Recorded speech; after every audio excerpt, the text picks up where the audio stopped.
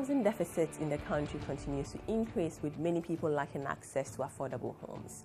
How is mortgage financing helping to address this deficit, and has it been effective? With 10 years experience in mortgage industry, Ghana Home Loans has grown to become the leading and most trusted residential mortgage finance provider in Ghana. How will it relaunch as GHL Bank transform mortgage financing in the country? To discuss these and more, I have with me Mr. Dominic Adu, Chief Executive Officer of GHL Bank, and you are watching The Hard Truth. My name is Nana Akusuya Kunedu Asante Samuels. Dominic Adu, Chief Executive Officer of GHL Bank. It's here. Dominic, welcome to The Hard Truth. Thank you very much, Nana. And GHL Bank, are you excited? Very excited. Yeah, very why excited. is that? Because of the prospects, the opportunities that we have to make a difference to the Ghanaian market. Yeah. But the housing deficit has been increasing over the years, and it's currently estimated at about 1.7 million. In your view, do the trends in the housing landscape point to the reduction of this deficit anytime soon? There's been a lot of initiatives by governments to try and address that, but they haven't been successful. I think people are actually building themselves. People are finding their own solution. When there's a deficit, I think you've got to categorize it into two. There's the one that is social housing, right, which is the responsibility of the government to provide, and those that people who can actually afford to buy can't find the properties. I mean, we deal in the category of those who can afford to buy the properties but can't find the right You don't properties. care about the masses? So we care is there about a plan for the masses? There is a plan, and it's a plan between ourselves and government to try and do that. That's what we call social housing. Generally, people don't own those properties. They are tenants, and they move out, hopefully to buy their own properties when things get better for them. But how effective, again, a role is the private sector in playing to improve the housing deficit in Ghana, housing in Ghana? Is it enough? Is it enough? Not yet, admittedly, not yet. I think a lot more grander schemes can be done to address the problem. What we see now is people building about 30 or 50 homes per annum. And what we need is companies that can build close to 20,000 units per annum, as done in the UK and the US. I think what we lack is institutions that actually build properties rather than the scenario now. Don't we have a lot here? Don't we have a lot more institutions in Ghana? Enough, I would say. Not enough, not enough. And those that are around actually focus on the high-end segment of the market, because it's a lot easier. That's what you're interested in yourself? We're not at all. I mean, there's been that perception, but that's not the case at all. If you look at our portfolio, almost 75% of the people we deal with are people who are buying properties between $40,000 and $70,000. $40,000, but how much does the average Ghanaian earn in a year? Admittedly, it is on the higher side, but our business is driven really by the cost of construction. And the cost of building a property in Ghana, the minimum, usually one bedroom extendable, is about $35,000 anyway. And so that's where our market starts. We're trying very hard to bring it down, and that's why we opted to become a bank. $20,000? You can get something for $20,000, but it would chamber not be in a hall? Well, not really. If you include the infrastructure that's required to have a better living environment, you'll be heading towards 35, 40. I see. Ghana Home Loans was launched in 2006 as a non-bank financial institution specializing in home financing to respond to the large unmet demand of home loans in Ghana. But within a short period of time, you were able to grow into the leading mortgage finance provider in the country despite the challenges the industry was in. How did you do this, and how did you get there? I think we did that through focus and almost an obsession with the product itself, which is housing and housing finance. We realized there was a gap. We realized that the banks were not offering that product. So we went beyond offering the money to actually being an expert in the industry. So we not only give you the money to buy, but we tell you who to go to, what properties to look at, and also help you in the process of the acquisition and registration of your title.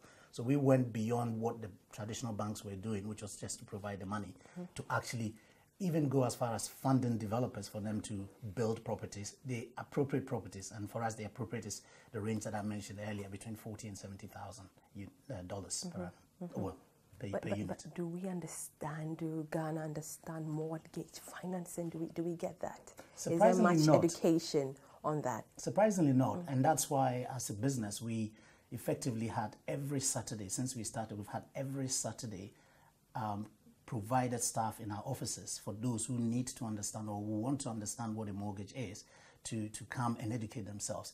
We've also put out a lot of adverts, and we've also even done videos for people to stay at home in the comfort of their sofas and go through the videos to educate them on what a mortgage is. But I think that's also one of the biggest problems, because if you look at the industry, or if you look at housing acquisition in general, people are building and renting at the same time. They're paying twice. Dom, can we ever have a house or a building going for 40,000 Ghana cedis? You mentioned, you quoted in dollars. Can you ever shoot down to 40,000 Ghana cedis? That would be about approximately $10,000. Yep. Yes, it is possible. It's done elsewhere, but that would require a huge volume and also high rises. If we go for the high rise and a lot more density, then you're likely to get something around 10. It still will be a challenge. I think I would say more like 20,000 than below that. And how soon are we seeing something like that in Ghana? We're a long way away from that, unfortunately. There are also cultural issues that may make it difficult. So the average Ghanaian, poor as they may be, does not want to live in a block of flats. Will still want to have their own land and then, you know, build on it a huge plot of land and sort of build gradually to get a 10 or 15 bedroom that they want. This $20,000 property is likely to be on the 20th floor, a one bedroom, but with very good amenities. And unfortunately, that would not allow the occupant to sell things in front of the house by putting up a kiosk or something like that. Yeah, but so in your view again, Dom, is the mortgage industry in Ghana growing fast enough? Not enough, not enough. And that's why we see, again, a gap, a huge gap, and we want to make sure it grows. It's inevitable that it's going to grow because it is the only way in which we can address the housing deficit. People have to begin to buy properties that have been built already. Developers have also got to build properties cheaper and better and more efficient for people to like. But don't we say this? I mean, you're saying all this, I mean, we have to do that, but why don't you do it? Why aren't you doing it? We're doing it, actually. We're doing it. I mean, but Dom, how many of us can afford $35,000 again? Coming back to that. I agree, but it's actually the beginning of it. I mean, our ambition is to drive the price of properties down. And the way in which we can do that is not just provide the funding, but what we're going to do with the GHL Bank is to actually help developers procure their products or the building materials cheaper from the building material companies, because we're going to be banking the building material companies as well. So the whole drive of becoming a bank is to make sure or assist in getting the prices of houses down so that we can fund them, because clearly our focus is mortgages. And if we can bring the affordability lower, then we get a lot more people who can buy the When properties. we listen to your ad on radio, when you read them in the newspapers, it looks like it targets a certain market in society. Now you are saying that you want to move away from that and it's going to be affordable, again, for everyone. Again, how are we going to educate the public that it's not just for the affluent in society, but everyone else in Ghana? I think it is when people begin to buy those properties from us that the word will spread. I don't think mortgages is one way. No, but you can if get on I the don't know television. about you, how can I come? You will hear a lot more about us, and I think this is one opportunity for us to present our case. But what we're looking at, I think we recently announced the development project with Apollonia, which is again a drive to bring the properties down slightly out of town, and therefore you can get land relatively cheaper, but also upping the quality in which people live. It's only by example that I believe people will get on the ladder, we call it. A well-developed secondary mortgage market Don will open up for more financing opportunities for mortgage lenders. Do you have, do we as a nation have sufficient lenders or developers in the robust secondary mortgage market? No, not in the secondary market. I mean, the secondary market is very, well, in terms of people who own properties already and prepared to sell them, it's almost non-existent, because I think it sends the wrong message to your community that you're selling your property. So the secondary market isn't as hot. But that's not a problem. I think if we get the volumes up and if we manage to educate people that they don't have to have their first home being a 5-bedroom house, but rather a 1-bedroom, and then get into the mindset of selling it in year 5 when their incomes have gone up to go and buy a 2-bedroom, then to 3, and actually begin to downgrade from 3 to 2 to 1 as they become old. If we get that message through, I think people will get onto the ladder. So South Africa got it. So how do we learn from them? In fact, our model has been based on South Africa. So GHL Bank, which started as Ghana Home Loans, actually took its roots from SA Home Loans. So it's a drive. It's not an overnight exercise, but I think it's going to take a long time. I mean, I lived in the UK, and if you were to go back to the 70s and 80s, very few people could afford a property. And then come Margaret Thatcher, changes the landscape, and everybody has a mortgage now. I think it's going to take that tilt, that I believe we're at that tipping point where we're going to see mortgages being the norm rather than people building their own homes. With a developed secondary market, do you see more Ghanaians or banks venturing into mortgage market? I think so. I think we're going to see banks do so, especially as rates come down. The reason banks have generally stayed away, it's because of the high interest rates and then lack of long-term funding. But what we have seen in the last, I guess, 1 year is bonds that have been issued by government for 15 years, and that gives us a pricing benchmark. As long as we can get a tenor to that length and then reduce the rates, we can see a lot more mortgages in the market because banks will have naturally no choice but to get into that segment. Which is affordable? Building your own, getting the land, building gradually and getting mortgage, and you'll advise us which is convenient and best. Well, there is some perception that actually the developers don't produce good properties, but you're not obligated. Is that not true? It's not true at all. I mean, you're not obligated to buy a bad property. You can build on your own, but unfortunately, whilst you're building, you're also paying rent to somebody else, unless you're lucky to stay somewhere rent-free. So over your lifetime, you're paying twice. You're building and you're also paying rent. That's far more expensive. And also, yes, in the good old days, we had fathers who could go to the site and look at them and then, come back, force us in cars to go and have a look at them. The lifestyle and the work requirements these days do not allow younger people to be able to go through that long process of 10 years visiting the site every weekend. I think mortgages is going to be the natural way going forward. Some people, again, Dom, are of the view that development of the mortgage industry in the country is seriously hampered because we do not have a clearly defined policy on mortgage finance. Should that be the case, or do you see that as the case? I don't actually see that as the case at all. I mean, I think it's more to do with the cost of construction and, of course, income. But don't we need a clear policy on that? Do you think is it necessary? Do we well, need look, it? There are some policies already. So, for example, you get tax relief on your mortgage interest that you pay. Not many people know that, but when you take a mortgage, the interest element is tax deductible.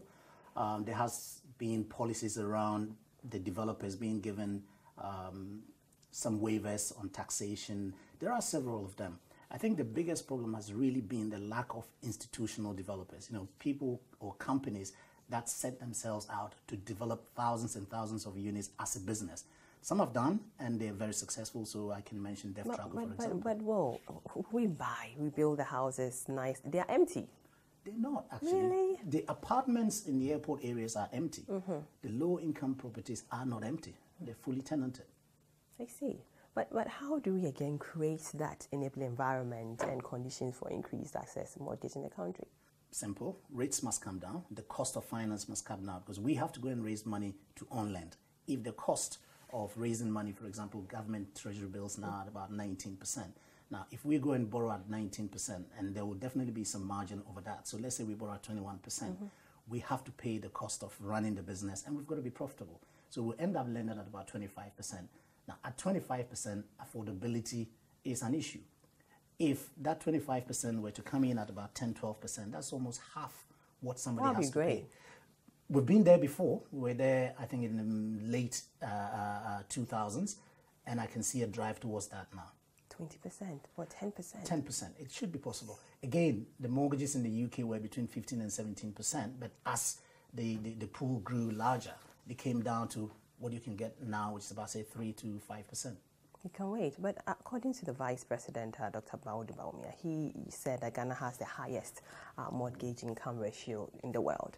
By this, Ghana tops the list of countries in the world, whose citizens cannot afford to pay mortgages in houses. Could that be the case too? Well, I mean, yes, Ghana also has one of the highest interest rates in the world. And once you have the highest interest rate, that reflects in every transaction, business transaction that parties undertake in the economy. So until those rates come down, we're not going to get anywhere near. So in this, what would you advise government to do? Bring the rates down.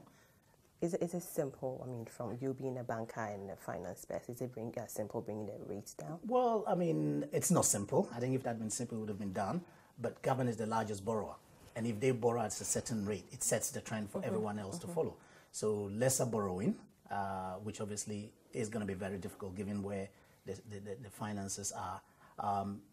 Government effectively sets the rate. In every country, the pricing of a loan is based on a treasury bill, the LIBOR, and all of those. So until it's done, what happens? We still have high interest rates and we can't afford the buildings. We may be a bit creative, and we're trying to be a bit more creative by saying, okay, maybe we should actually give people the liberty to pay the mortgage over a longer period, over their lifetime.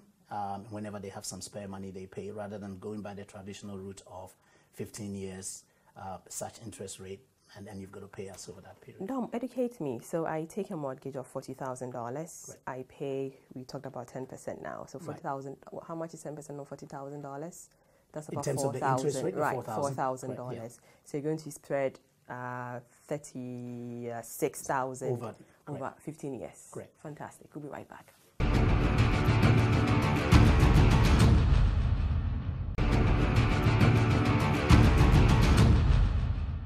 Welcome back to The Hard Truth, and I still have in the studio Mr. Dominic Adu. He is the Chief Executive Officer of GHL Bank. Dom, looking at the supply side, do you think that the real estate industry is playing its role adequately in addressing the housing needs of the populace? I don't think so at all, because at the moment, I don't see a concerted effort to actually help the suppliers, the developers, in a sense that people voluntarily get into the industry. Entrepreneurs see an opportunity, they go in. Entrepreneurs, as they are, they would like to do the least for the most profit, which is natural and is to be expected. And so they go in and generally would pick up an acre in the airport residential area, develop apartments, sell it, and move on. And it's only when they get broke that they come back and do exactly the same thing. What we need is institutions, companies that are funded either privately or through the stock exchange or even aided by government, with a clear mandate to be producing thousands of units every year. That's what we need. No, so from what you're saying, entrepreneurs say, if I have the money, I want to go into real estate. Do I need to go through a vigorous process to be accepted and say, yes, go ahead and build? Unfortunately, you don't have to in Ghana. Yeah. You just get up. So who checks and know that this is the right house? I mean, it's very good and you can go have it. Well, I mean, there are standards that they should comply by. Unfortunately, like most things in Ghana, they're not complied with. So the developers pretty much build according to their taste. That's one of the areas, I mean, in answering one of the questions you asked earlier, if we could have standardization of windows, standardization of doors, standardization of wall lengths, that would help in a big way to reduce the cost of construction. Those are not enforced. Now, yesterday, before this interview, we had to go to 4 real estate developers to check their houses. Small rooms, small kitchen, everything is so small. And then we asked them, they said, oh, I mean, they'll buy. Right. Well, I think as you get into mass production, they get smaller. Are you doing that as GHL?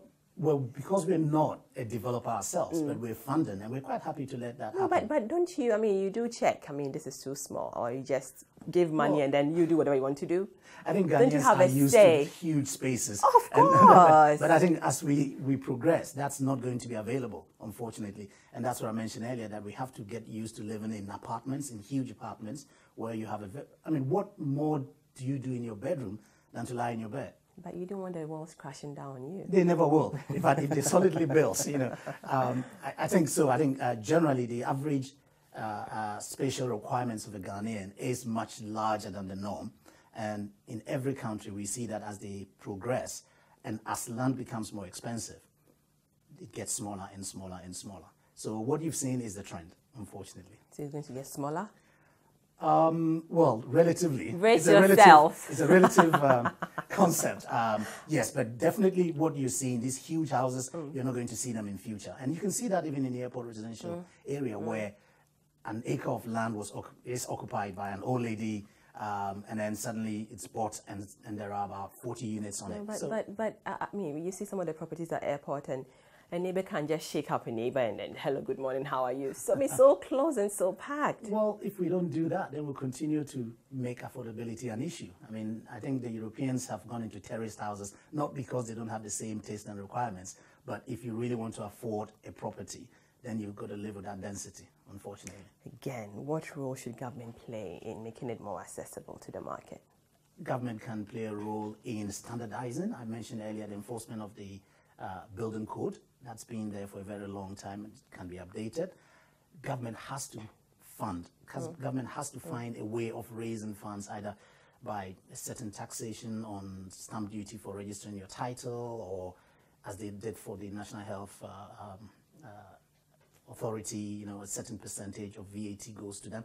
There has to be some government concerted effort, because really the private sector isn't going to work to resolve the social housing need. They'll only work to address the private sector needs.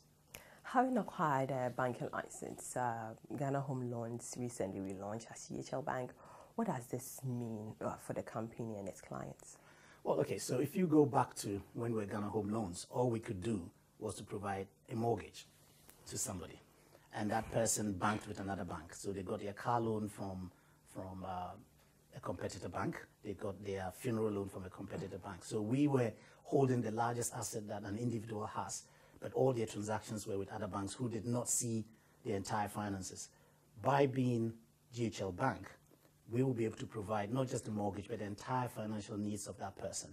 If they happen to have a property already, then yes, we help them, you know, transact cheaper. If they don't, then by seeing their pensions, by seeing their savings and all of those, we can actually aggressively go to them and say, you know, you qualify for a mortgage, and here is a property. Are you happy to acquire it? And beyond that as well, what we're trying to do is to bank the real estate sector.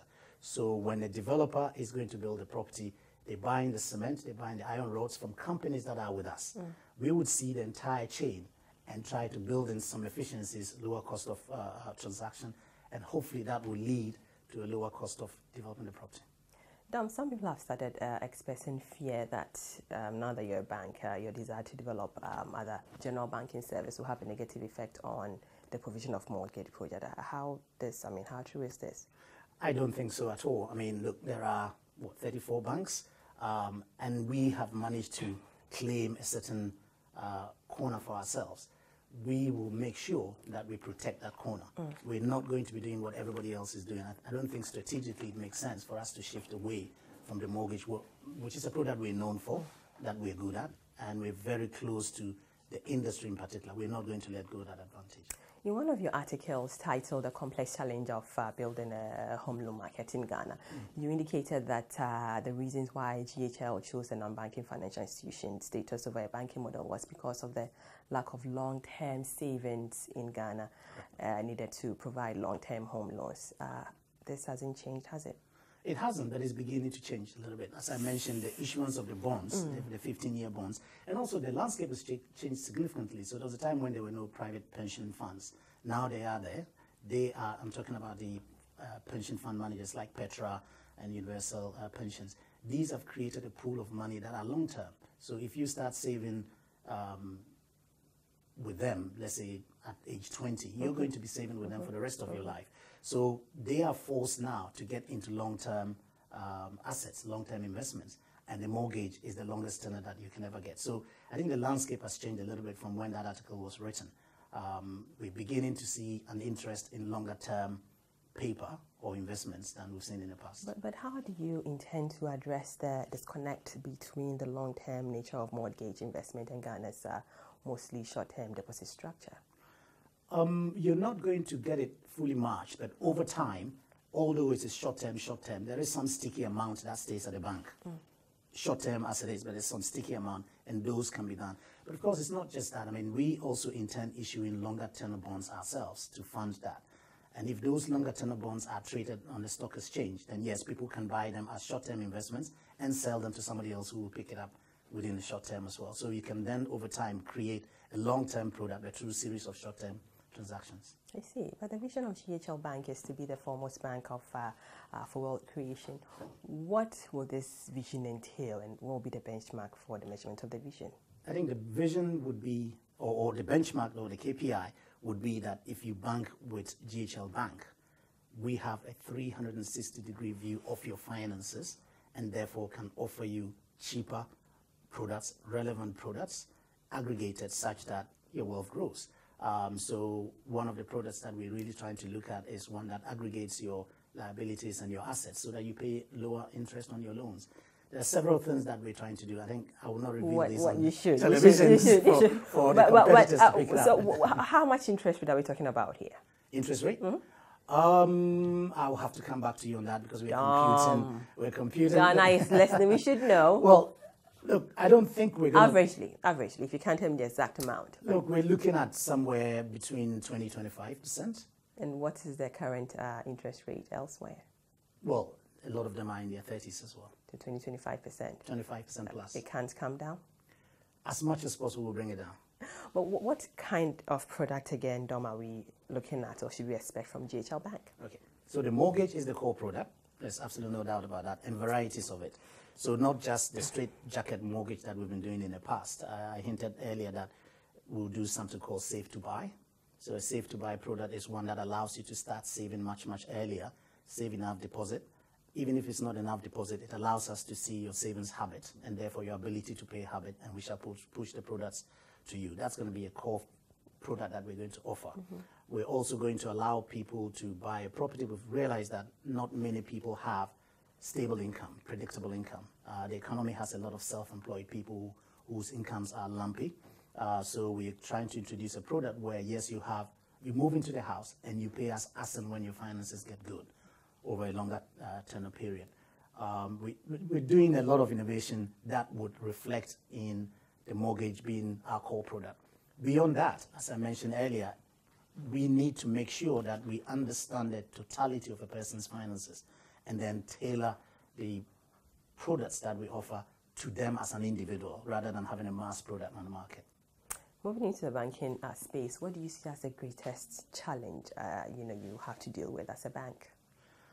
Regulation. The regulator is much, much tougher. And of course, there's competition as well. So when we're doing the mortgages, we're the only one doing it. Now there are... You had HFC. I mean, they were into other things. But well, yeah, they were into other things. But, I mean, we were known for the mortgage, and I think we were the largest as well. So we were the dominant player in that segment. So, yes, I mean, we see competition in the market. We also see technology is a big challenge. How do you reach the customer when the customer wants to be reached 24/7? That means a lot of investment in technology and also personalization, because again, nobody wants to be treated as another person. Everybody wants to be treated as a unique person. So there are technological challenges in achieving that. So I think it's more about technology, regulation, and competition. Really, who do you see as your competitor in the industry? I don't think we will have a competitor because our strategy is very unique, and so we will not have a competitor. What's the strategy? What's the strategy? A bank that is focused on the real estate sector, using the mortgage as a core and an opportunity to create wealth. But your bank wants to be among the first 5 banks in Ghana by 2020. There are over 30 banks in the country, and you are the new entrant. So how realistic is this projection? It is realistic. When we say we want to be in the top 5 by 2022, we're actually talking about the retail component of our bank, which is the retail, by that, the individuals that we deal with. We think we can achieve that. We think we can because of the unique offering that we have, which is a mortgage. I mean, when we came onto the market in 2006, they were mortgage players. We beat them. I think we beat them in year 3 or year 4. I think by year 5, in the retail space, we should be able to be within the top 5, based on the technology we have, based on the people that we have, and the focused nature of our strategy. I can't wait. Again, by 2020, which other banks do you expect to also be in the top 5? There are some that will be there forever. Like who? Like well, which banks? You've always got the Barclays, Stanchart, and Stanbics that are going to be there, and of course EcoBank and GCB. But we expect to be in the midst.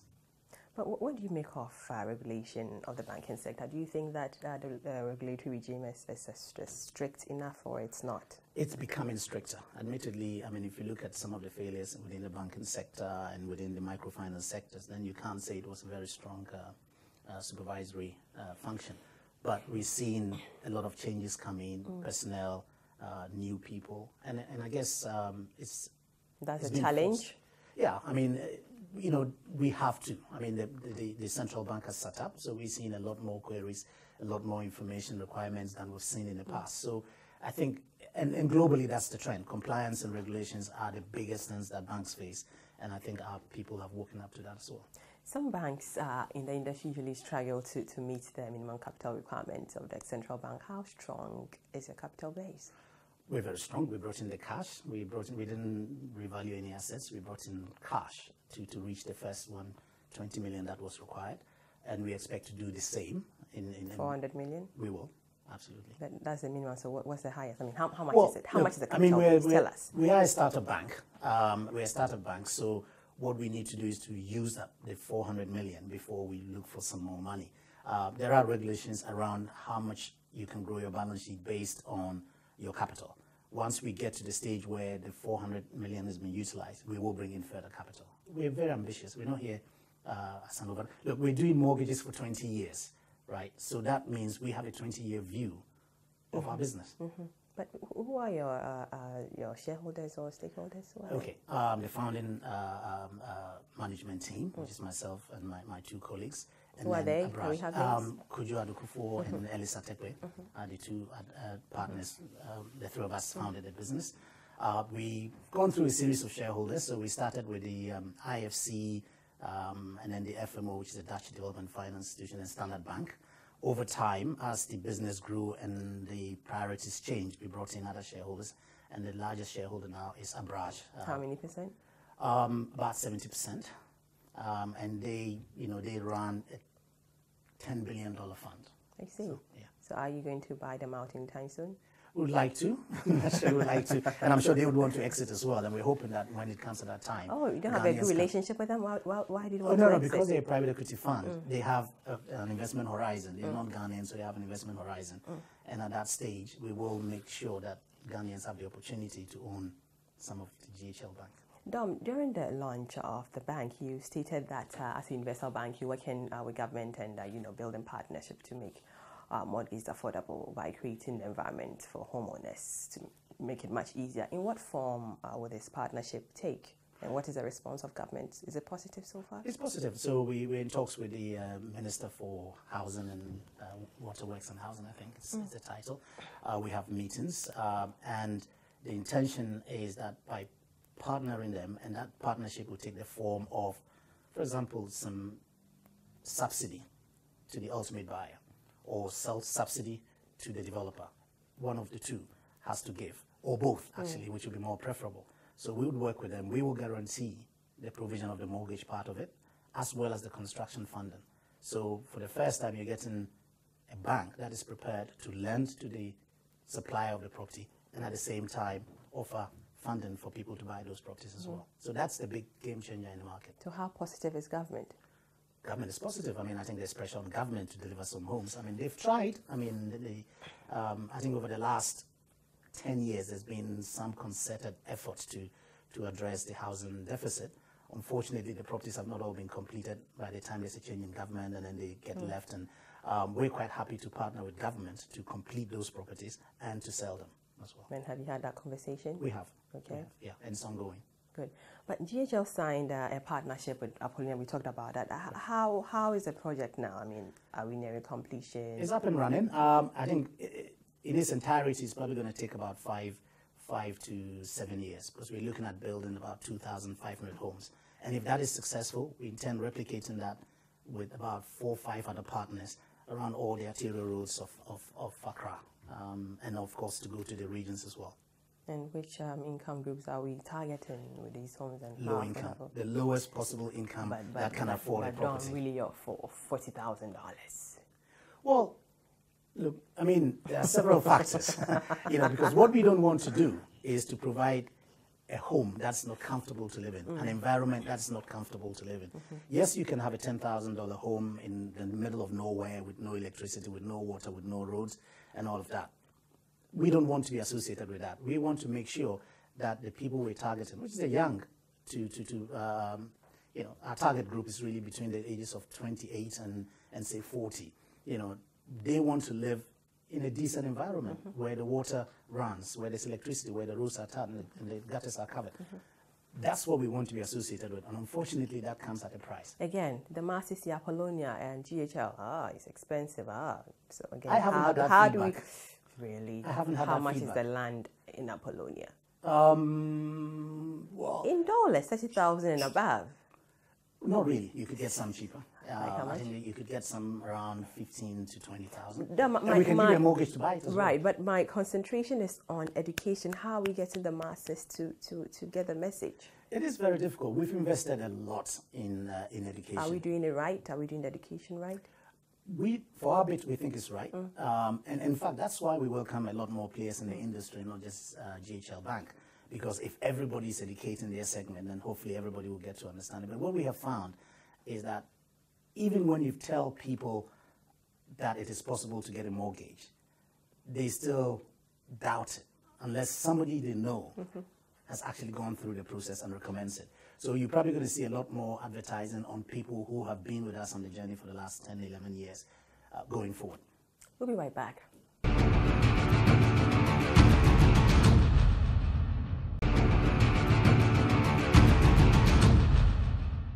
Welcome back. Dominic Adu, Chief Executive Officer of GHL Bank, is still here. Dom, how do you see the mortgage industry in GHL Bank 10 years from now? I see mortgages representing close to 50% of our balance sheet. We have, since we started, written about 190 million.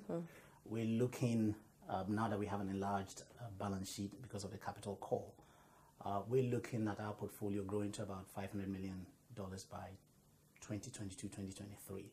And that means funding close to another 6,000 homes.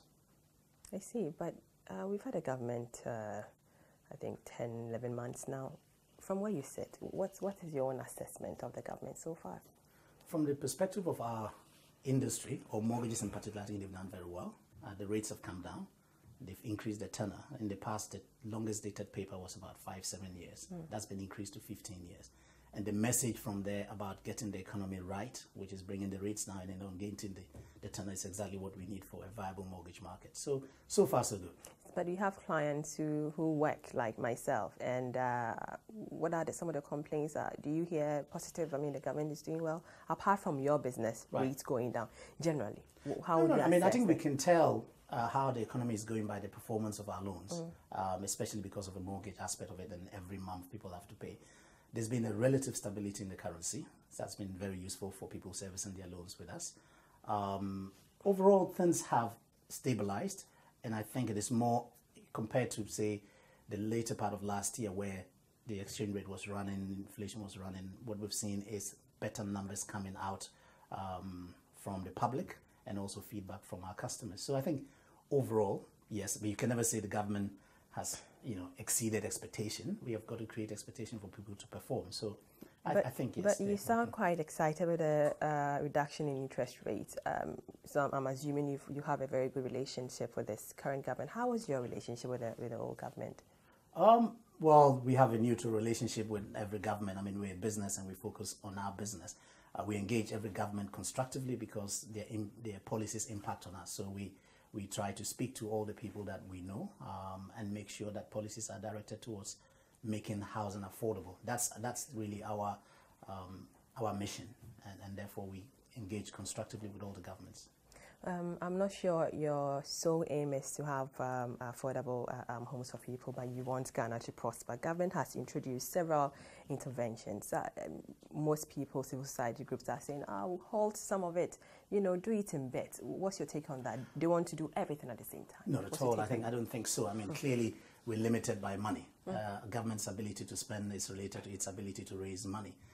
If not, then it creates a debt bubble, which is a postponed problem. So yes, I think it should.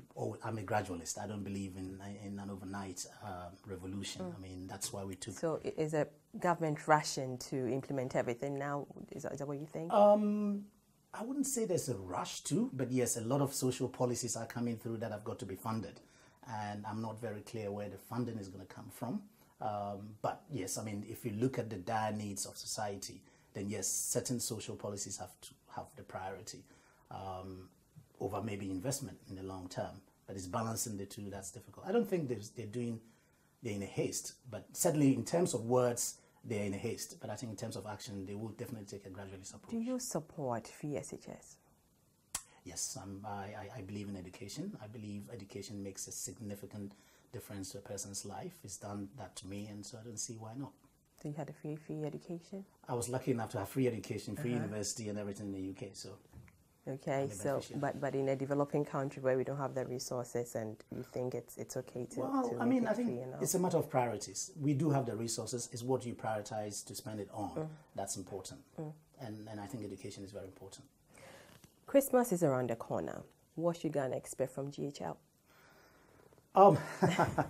Well, again, our office is open for anybody who wants to learn about mortgages over the holiday period where they're working. Anybody who wants to learn about mortgages can come in. And I guess it's also an opportunity to wish our customers and our stakeholders a Merry Christmas and a prosperous New Year. But I'm thinking, I haven't seen a lot of your branches. So how do we do business with you? So if I'm in Tamale, I'm in Kumasi, and I so much want to come do business with GHL, how do I do it? As I mentioned earlier, we're not looking to have branches everywhere. And then the global trend is for fewer branches and more engagement on the mobile and the internet platforms that are available.